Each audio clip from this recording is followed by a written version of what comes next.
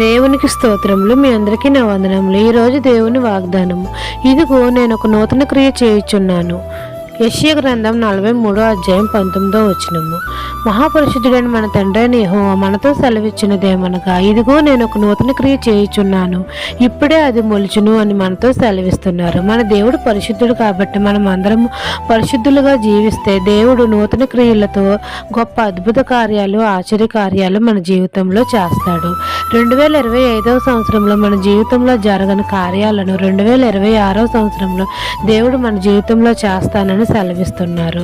మన పిల్లలను వృద్ధి పొందిస్తాడు, మనల్ని ఆశీర్వదించి గొప్ప చేస్తాడు, ఎడారిలో నదులు పారజేస్తాడు, అరణ్యంలో త్రోవలు కలుగజేస్తాడు. ఈ నూతన సంవత్సరంలో నూతన వాగ్దానాలను చేత పట్టుకుని దేవుళ్ళలో సాగిపోతూ నూతన క్రియలతో సంతోషంగా మనం అందరము సాగిపోదాము. ఈ దిన వాగ్దానం నా జీవితంలో నెరవేరాలని కోరుకుంటూ దేవుని సువార్త పరిచర్యలో మీ సహోదరి. ఆమెన్.